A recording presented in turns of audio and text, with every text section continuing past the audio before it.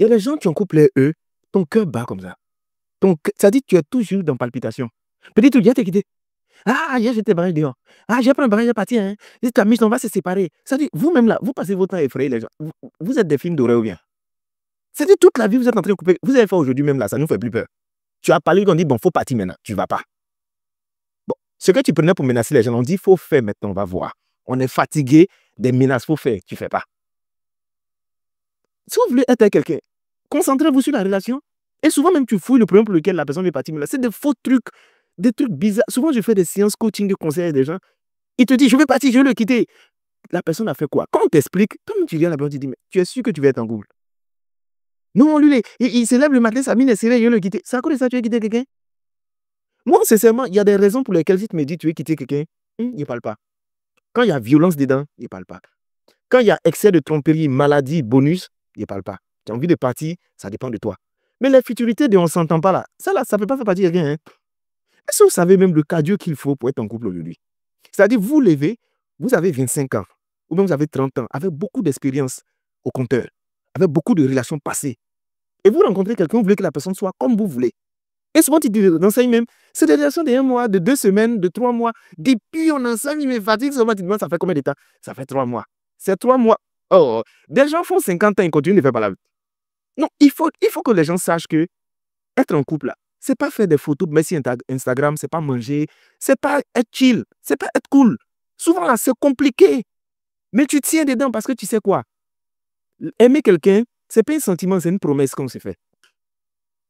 Quand tu connais quelqu'un qui la personne s'est ouverte à toi, que tu as dit je l'aime là, il y a des choses que tu dois accepter. Il y a d'autres, leur spécialité, c'est le divorce. Oh, popo. Il y a d'autres, eux, ça, c'est ils sont très, très forts dedans. Tu parles un peu, il a été divorcé. Fait, oh, j'ai été quitté. C'est fini entre nous. Moi, je vais te demander le divorce. Vous savez de quoi vous parlez. Vous connaissez le divorce. Souvent, j'ai l'impression que vous ne savez pas de quoi vous parlez. Vous connaissez le divorce. Vous connaissez ce que ça coûte mentalement, financièrement, émotionnellement et en termes de temps de divorcer. Vous savez le choc que ça fait. Demandez à toutes les personnes qui sont passées par le divorce. On ne sort pas d'un mariage en étant la même personne. Il y a 2 cas. Soit on tire des leçons de ce qui s'est passé puis on s'améliore, et ça, c'est des cas qui sont très rares. Soit on vit avec des séquelles qui nous poursuivent pendant des années. Je suis des personnes à qui je parle, qui ont connu le divorce depuis 5, 6, 7 ans, d'autres même 10 ans jusqu'à aujourd'hui. Ils s'en sont pas encore remis. Ils sont traumatisés. C'est-à-dire, la personne remplie de blessures, tu as l'impression qu'elle est quittée au front. Sparadrap partout sur le plan émotionnel. Ça vous amuse comme ça? Il a divorcé. Divorcé, et puis vous allez comprendre. Quand les procédures vont commencer, vous allez comprendre que la vie n'est pas simple. Moi, sincèrement, je ne peux pas encourager quelqu'un à aller au divorce. Si des gens sont assez courageux d'aller là-bas, sachez ce que ça va coûter déjà. Mariage que vous voyez là, je ne peux pas effrayer quelqu'un. Mariage, c'est comme secte. Mariage que vous voyez là, c'est comme sorcellerie. Pour entrer, c'est facile. Hein? Oh, tu viens avant, tu veux rentrer, allez, entre. C'est pour sortir là. Tu as l'île à haute voix et à haute et intelligible voix en pleine journée, tout le monde va entendre. Juste pour vous dire qu'en fait, quand on choisit d'être avec une personne, ce n'est pas les qualités de la personne qu'on épouse ou bien avec laquelle on se met en couple. C'est les défauts de la personne. Tu commences à aimer quelqu'un, c'est lié à la capacité à accepter des défauts, à se dire que la personne qui est en face de moi n'est pas parfaite et que moi aussi je dois travailler sur moi. Si vous êtes deux, que personne ne travaille sur soi et que vous ne travaillez pas sur votre couple, ça va se gâter. Ça va se gâter.